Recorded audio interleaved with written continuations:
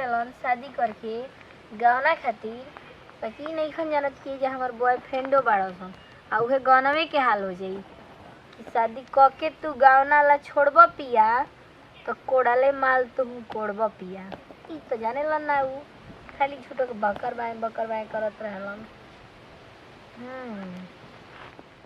का कियाली।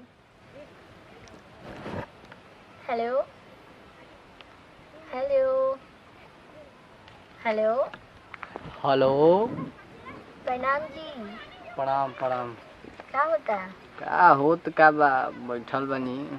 अच्छा रे वही नहीं के बुझत के हमरा के गावना खातिर छोड़ देनी और गानवा आइल बस सुनत तनी नो। कौन गाना हो? वो है कि गावना क के जदी अरे बियाह क के जदी गावना ला छोड़ब पिया तो कोड़ले माल तू कोड़ब पिया। ई रे बस अरे पिका कहत हो गावना करम ना। आज क्यों ना के लइकी हियो रे, आज के कारा से बतियावत रे।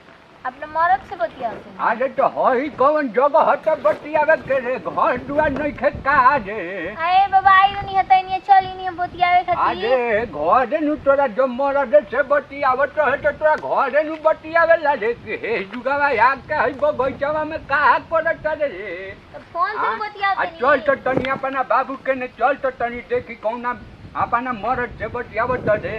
हां हमर बियाह हो गइल, हमर मरद जाने खातिर बियाह भइल बा के हई तेनु रे नहीं किछ कइले रे। अरे रहनी तो तनी सन लगा के रखी। अरे कहां लोग गइले बारे। साड़ी ओड़ी पहिना। चल तो तनी अपना घर चल चल चल चल चल हम बाबू के कह ना चल चल चल जल्दी हम घरे मत जा पहिले। आज ना हम तोरा के घरे लिया चल माई। तारा गोड़ पे गिरत तारी मत जा बाबा नु। गोड़ पर मत गिर रे, हमारा गोड़ पर तो गिरत रे। नहीं बाबा ना ना ना चल हमारे घर ना बाबा नु तारे के हाथ जोड़त तनी गोड़वा पे तारा गिरत तनी बाबा। देख हमारे को काम करबे नु तो हम तोरा के छोड़ दे। कौन काम बोला? जे करबे तो बोला ना।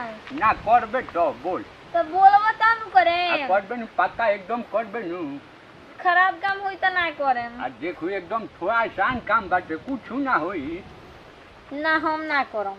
आ ना देख तुम ना तो चल घरे चल। ना बाबा ना ना ना तो हमार काम करबे नु। हां करम। देख कुछ नहीं के कर के तनी मुनी काम बाटे करबे नु। तो काम हो बताई बताब नु। अरे मोबाइल चलावल छोड़ दे, अपना मदद से बतियावल छोड़ दे। काय मोबाइल चलावल छोड़ दी हो? गावा ना ई कोना ले माल कोना बपिया रे, ई कौन भाषा हो रे।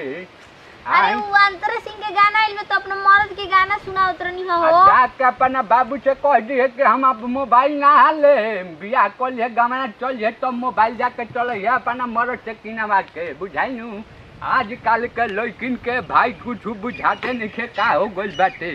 हाँ ये कनी के खाली बगैचा बगैचा घूमत रिसन, बताओ जुग जमाना का हो गइल। अरे राम के लागल होता लड़की संगे फिर मेरा दिन देखत रहेला कौन कहाँ बतियाती है कौन का कहती है बूढ़ा कहीं के बूढ़ाऊ जाता नहीं घर तू कह जीवा हमारा घरे कह सब लोग जानते हैं कि बतियावे नहीं